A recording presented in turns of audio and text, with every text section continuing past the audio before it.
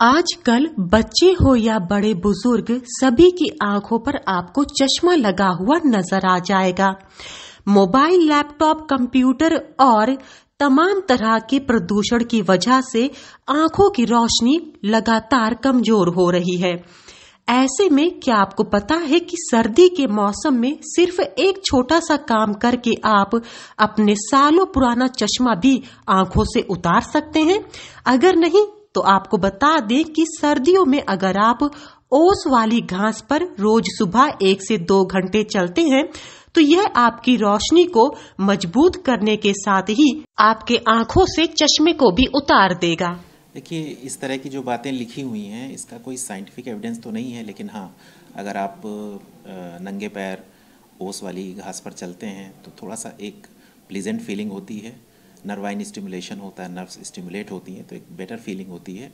और better wellbeing जब अगर होती है तो उसका हमारे पूरे शरीर पर इफेक्ट पड़ता है। तो नो डाउट थोड़ा सा आइज़ पे फ़र्क ज़रूर पड़ता है। आपको एक पॉजिटिव वेव्स मिलती हैं तो उससे आपके विज़न में थोड़ा बहुत इंप्रूवमेंट हो सकता है। कि सर्दियों में हमारी एयर डेंसिटी बढ़ती है, स्मॉग फॉर्मेशन होता है, तो इस समय जो सस्पेंडेड पार्टिकल्स हैं वो एटमॉस्फेयर में ज़्यादा देर तक रहते हैं, जिसकी वजह से आइज़ में इरिटेशन होना, पोल्यूशन, आप जानते हैं कि इस समय पराली जलने की घटना या सस्पेंडेड पार्टिकल्स के ज़्यादा होने से अगर आप नेकेड आई से हैं तो आपको आइज़ में इरिटेशन होना, बर्निंग होना, आंखों से पानी आना, इस तरह की दिक्कतें होती हैं।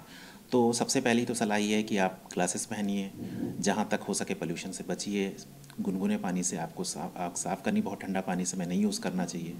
और जो इस समय खासकर जो हमारे फ्रूट्स हैं, जो पिगमेंटेड फ्रूट्स हैं, पपाया है, गाजर है, इन सब चीज़ों का सेवन अच्छे से करना चाहिए क्योंकि इसमें सब में विटामिन ए होता है।